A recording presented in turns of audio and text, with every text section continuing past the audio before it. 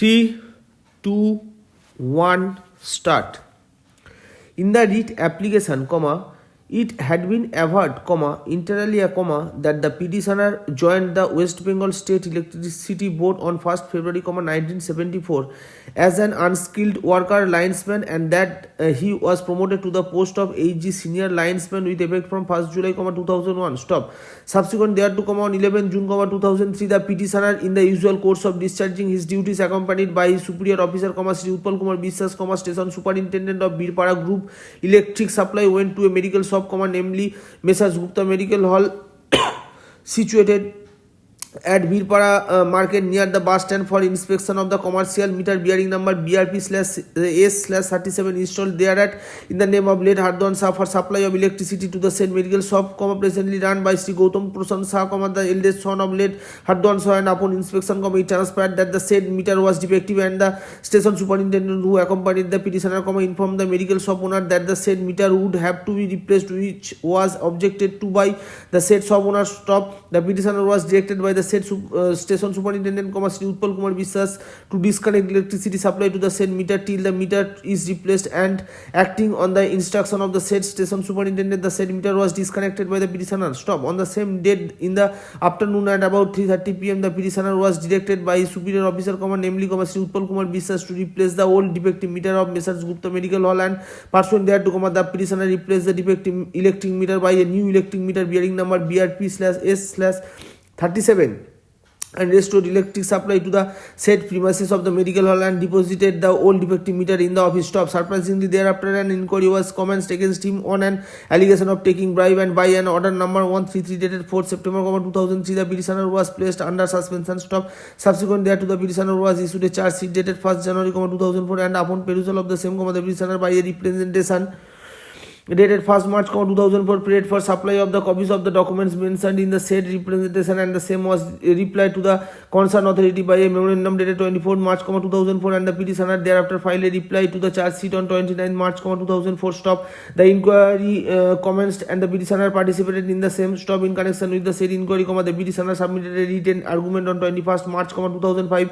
and the inquiry report was ultimately communicated to the petitioner. Filed memorandum dated 23rd February, 2005. Stop. The petitioner replied to the said inquiry report. Stop. Subsequent thereto, the second show cause notice was issued to the petitioner, filed by memorandum dated 28 September, 2005, proposing, inter alia, a punishment towards reduction of 4 increments from the present pay with cumulative effect, and upon consideration of the petitioner's reply to the said second show cause notice, the disciplinary authority issued a memorandum dated 22nd April, 2006, imposing a lesser punishment upon the petitioner, which runs as follows: next para Roman 1, reduction of 3 annual increments with cumulative effect, that is, this deprivation shall continue till he is in the service of the board. Stop. Roman 2, he will earn his next increment on completion of 1 year satisfactory service from the date of effect of order. Stop. Roman 3, the period of suspension in respect of Sri Roy is hereby confirmed. Stop.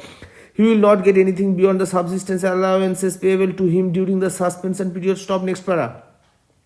Exhibit by the said order of the disciplinary authority, the petitioner preferred a statutory appeal on 9 June, 2006, and the same was disposed of by an order dated 14 September, 2006. Stop para. Mr. Mojumdar, learned advocate appearing for the petitioner, drew the attention of this court to page 22 of the said inquiry report, wherein it had been entirely observed as follows: para within novel court. From the prosecution and defense evidence and the argument, one thing is clear within bracket 1. The line was cut which was irregular within bracket 2. The replacement of the meter was not forthwith within bracket 3. Sri Utpal Biswas did not take any action or call for written explanation from Sri Shankar Roy indicating his grievance within bracket 4. Both the charged employee tried to shift the burden on the order within bracket 5. The prosecution witnesses are all local people and belong to 2 major political parties, indicating thereby that it is not an offshoot of any political rivalry. Decode. Stop. Next para. Mr. Mojumdar submits that the said findings arrived at by the inquiring authority do not stand fortified through appropriate reasons, and that the findings are absolutely perverse, and that the allegation of taking bribe had not been proved beyond doubt, and that the said allegation of taking bribe was made with a malafide motive to implicate the petitioner, though the petitioner was not at all present at Messrs. Gupta Medical Hall on 16 June, 2003, and that the evidence given by the brother of the complainant and the neighbor of the complainant would reveal that there were no witnesses to the alleged monetary transaction. Stop. Next para. Mr. Mojumdar further submits that the charge pertaining to the petitioner's leave application dated 18 July, 2003, supported by a medical certificate dated 16 July, 2003, and the observation to the effect that the medical certificate is totally false and fabricated does not stand supported through the deposition of the prosecution witnesses. Stop. Next para.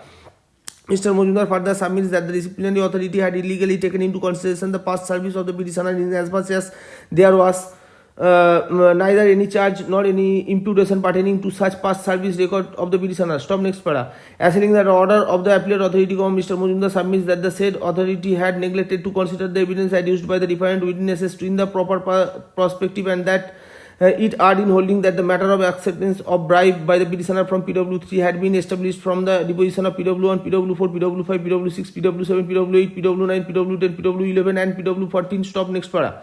Mr. Majumdar further submits that the appellate authority did not take into consideration the contents of the appeal petition prior to disposal of the appeal, and such infirmity maligns the said order of the appellate authority. Stop. Next para. Mr.